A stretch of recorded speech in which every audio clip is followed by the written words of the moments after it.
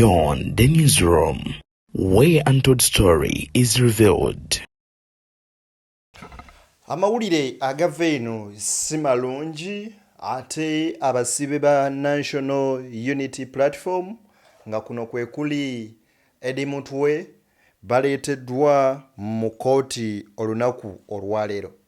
Ebintu nno si birungi. Sauda Madada embeera gy'alimu eyungula ezziga, addusiddwa emulago nga biwala ttaka. Embeera ye mbi nnyo.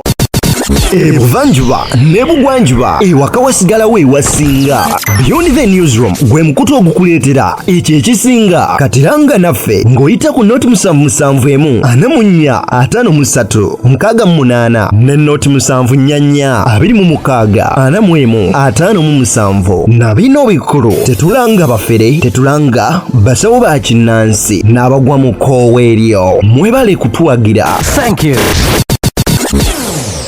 Nyo nyini ddala era amawulire agava eyo si malungi. Okusinziira ku mulamuzi akkiriza ate kubajjanjabi kugendereko maama we asobole okuba nga afuna obujjanjabi obw'amangu ennyo nyini ddala. Nga kooti ekyagenda maaso ekabalagala ebinaaba bivuddeyo tugenda kuba nga ate munywanyi byonna tubikwongera obeere nga obinnyonnyoka butereevu nnyo nnyini ddala. Kaakati waliwo bingi byenkukuŋŋaanyiriza byenjagala okuba nga ate enkuwa. Wabula kyenkusaba n'obuwombeefu obw'ekika ekya waggulu vidiyo gimpeere like, bw'ogiwa like ejja kudduka emisinde mingi etuuke ekubulisa kinnoomu asobole okuba nga agifuna. Ate era mu ngeri y'emu njagala okubeera nga nkusaba nti twegatteko ku mukutu guno ng'osubscribinga. Koona mu kigambo subscribe bw'omala okoone mu kadde kajje mu personalize okateeke mu all tusobole ofuna notification ku mboozi zonna ennyuvu ze tugenda mu maaso n'okubeera nga ate tuteekayo oba ze tubeera tuteekayo entakera. Kaakati nno gwe njagala okujjukiza omulungi atugoberera nti tulina omukutu gwaffe ogwa Deni exclusive. Waliyo emboozi ziba mpanvu nnyo nnyini ddala era nga tunyumiza ddala ebintu eby'enjawulo. Ayitayo ko subscribing ate otwegatteko ne mu butongole ku mukutu ogwo ogwa Deni exclusive. Kansooke nkuwe ku video eno bino ebigambo bya Frank Gashumba nga yogera ku Seggona kati nnyo bwe tuti ate ndyoke nkuwe ebiri mu ddwaliro. Ate obwana buvuma bwafuna akabwa akafaanana Seggona oba bubujja wa kati bwafunye akakiba akafaanana bedi bwanika obwo bwana obwo bwafuna akabwa kebafaananya Seggona akabwa kali awo kalina akamwa bwe kati kampi obwana bwa NUP obwo kati bwafunye akakima akafaanana bedi bwanika bwo omanyika sobukuba ngotandika kubemula nze bwakubako ebifaananyi nga ne bukuba ebifaananyi ng'omukazi nga nyambadde kakondo ne bukubamu akafaananyi k'embwa ngaba kigwa obo bwana neze kasibula ofaananyi buno je buli eyo ku online yenda bukuwa kwa bino na bisevinga ne bukubamu na bufaananyi nga ndi obukunya ngaba kulake fujjo so bakola n'akabwa kafaanana bayina akabwa kabafaananya Seggona ngene kakuwereza kati bakoze yakakima kabafaananya bedi bwanika. Omanyi mu mulembe guno gwa internet buli ekikusukkako oba ne solution yaakyo oba onoonya engeri yonna gy'oyinza okukitemeramu eddagala. Kaakati nammwe abaana abagenda mu maaso n'okubakolamu ebintu ebifaanana bwe bityo. By the way sikiwagira ng'omuntu sekinoomu naye ate wakati mu lutalo buli muntu kyakutte kyalwanyisa. Wakati ewali abalwana toyinza mugamba nti akuba bikonde byokka toluma. Ayinza n'okwekyusaamu n'alonda ejjinja n'akukasukira. Nga nammwe bwe mubavuma bwe mukozesa ssente nnyingi okubatulugunya. So mu ngeri y'okuba nga beerwanako munnange ng'abanafu bakozesa buli means zonna ezisoboka okuba nga ate nabo beerwanako. Anyway, that's not the topic of that day. Wabula njagala ate nkuwe katambi kano weerabireko ku mbeera Sauda Madada gy'alimu n'engeri gy'aleeteddwa mu kooti olunaku olwaleero.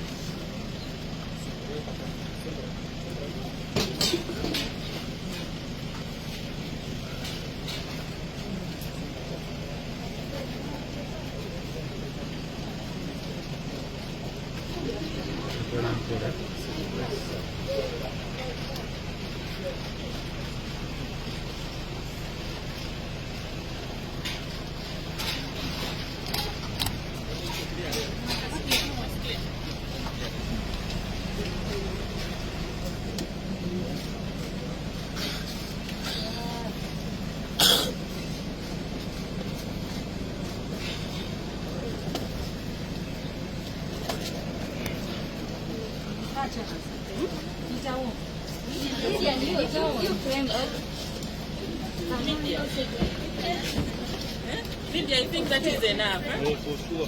Yes. You get it.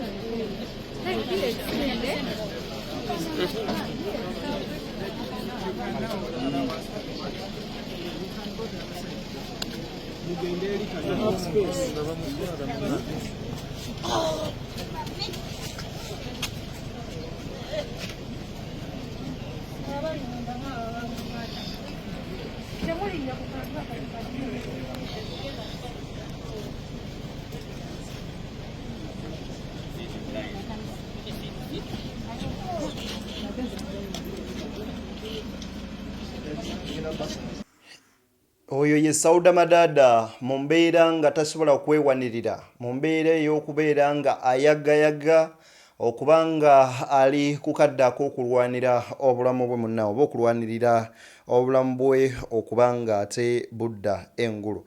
Oyo nno butereevu atwaliddwa mulago mu ddwaliro era okusinziira ku mulamuzi wa kkooti ye Kanyanya amanyikiddwa nga Roslyn Nsenge alagidde munnange ekitongole eky'amakomera okutwala munnakibiina kya National Unity Platform Sauda Madada mu ddwaliro emulago afune obujjanjabi.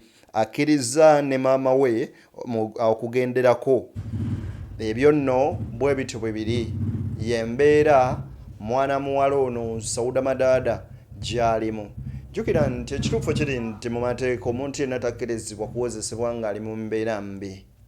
Ne bino byonna bituukawo ng'ekyamazima mu matuufu bwe weebuuza omusango omuntu gwe yazza nga mpaawo n'omu ayinza kunnyonnyola sentensi ziringa 2 oba 3. Bwe bagamba nti balina omusango gwe bagamba nti ogwa unlawful drilling oba kye bayita mukyaka atali mu mateeka ng'abaana kya bulijjo bakuba parade ku masomero n'ebirala ne bandi zikola kyekimu. Ne twebuuza waawo basooka kufuna lukusa okuva mu bo by'okwerinda. Kale ebintu ebifaanana nga bwe biti bisiiga ekifaananyi eky'enjawulo eri bannansi oba bannayuganda bonna okutwaliza awamu nga bwe mutunuulira ensonga nga zino banywanyi tolemwa kuyungula ziga. Kyekituufu kiri nti embeera ya Sauda Madada banywanyi si nnungi yadde akamu n'akeddagala era mugende mu maaso n'okumusabira kubanga tetumanyi ki kinaddirira olwaleero. Njagala kuwa olabe kuba Eddie Mutwe engeri gye bazzeemu okuli Yakirewo Kivumbi okuli Bobby Giant bwe batyo nabo bazze mu kooti.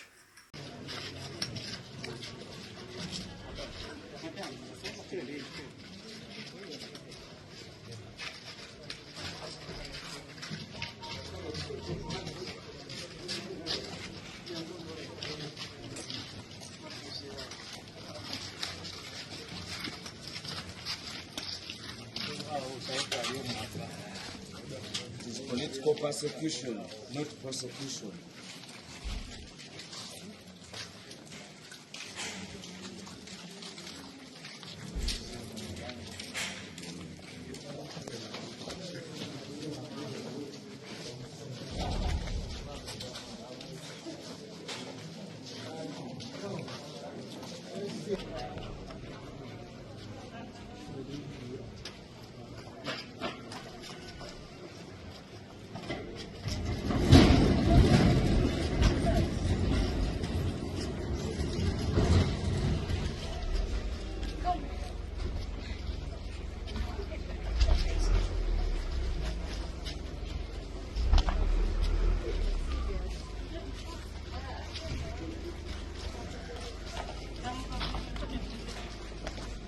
Bwe batyo abaana ba National Unity Platform bambi abasibe nga baleetebwa ku kkooti olunaku olwaleero. Ntunuulidde Sauda Madada n'amaanyi ne ganzigwamu.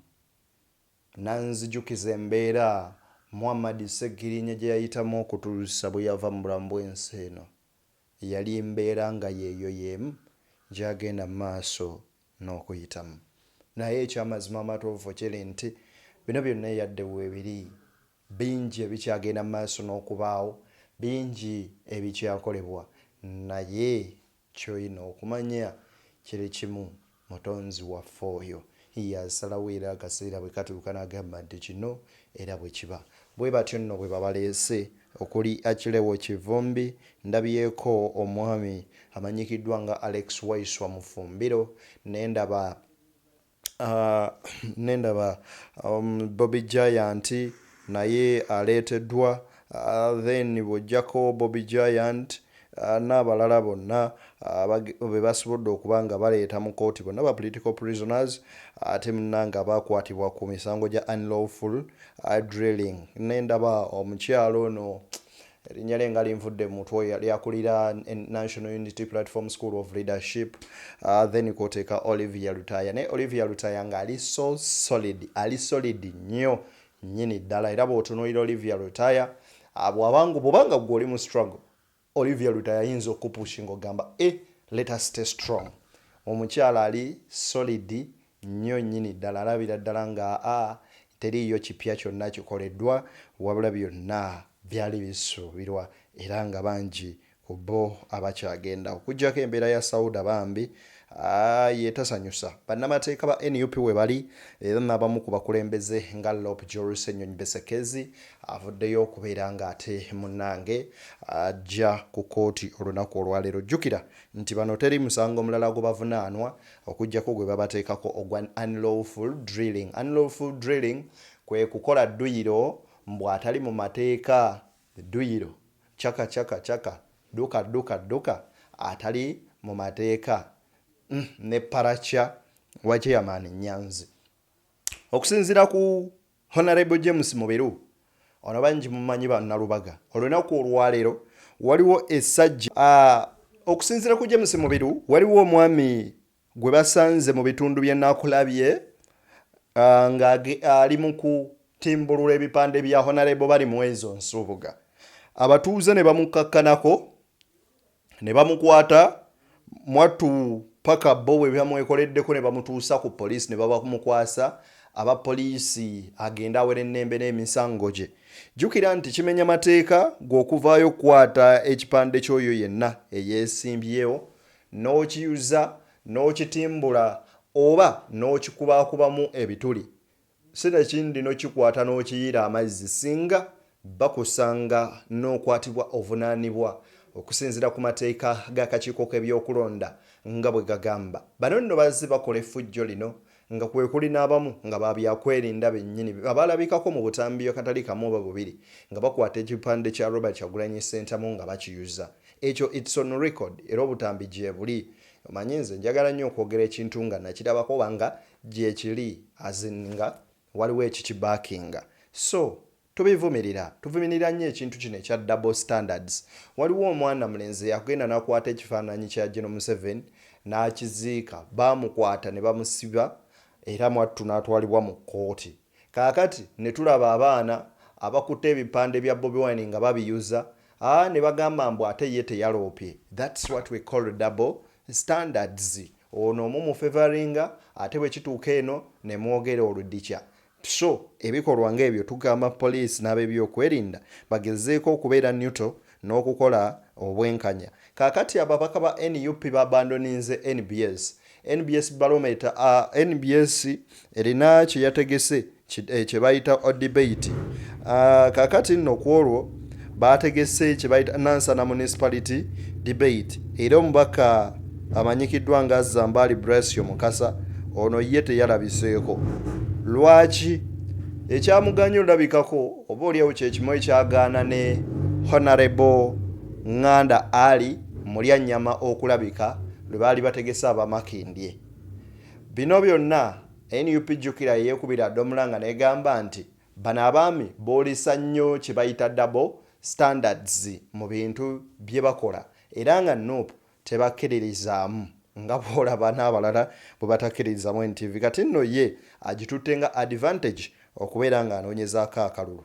kyo twabadde ku debate mwalabe bulungi twabadde ku NBS baatuyita abeesimyewo byonna feminansana ne batugamba nti essaawa esooka luzungu essaawa eyokubiri luganda abantu babiri ate babiira byamaanyi tebazze omubaka wa paalamenti yagalogera mu paalamenti okyokyo kubagana oluzungu essaawa emu yokayokka nga teyagala ogenda were paalamenti emyaka 5 obwogenda kukola kibasooli banyabo oyo naye asobola okubakiikirira basobola banyabo muweluwa henry omusajja omuteesa omusajja omumanyi ndi musajja omwegendereza basobola banyabo kyekibolaba emyaka gino ebiri ekiddiringanye nfunye ebbaluwa ezinsiima nga musajja wa kabaka aweereza nga zikiririra Buganda ebbaluwa 2 yensonga lwaki Henry yagamba nga musajja wa kabaka agenda okulwanirira ennyo ate tukyayagala batulwanirira nnyo era nga n'abooluzungu bangi tuwabasindikayo mpaawo kye bazza.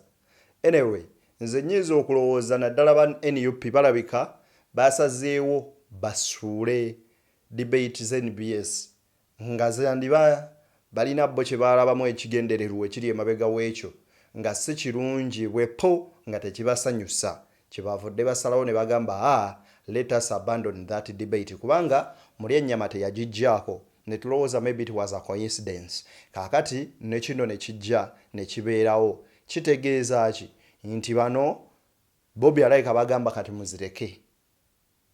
Nabbosa yakola emu nebawaawaza yabagamba mukakkane wabula nina gyengero baleta mu maaso kaawo aba NRM nalukoola kiyabakoledde ku bukedde yabazinzezinze n'abateeka wansi.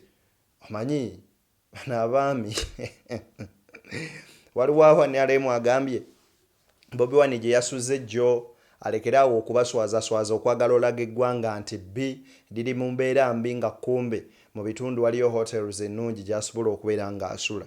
Region etaliimu yadde n'amasannyalaze at 40 years people are still living such kind of a life. It's really a shame. Era awo we neewunyiza bannaffe abali eruuyi mwattu engalabi. Wamma mwerire sente zammwe as you're protecting the gains, but if you know you don't have a gain that to protect, then you protest. If you have the gains, then you protect. Isn't it so? BTN Media Beyond the Newsroom Zedeni mbateredde wano tusinkane nga ate ali waggulu eyo wakkiriza.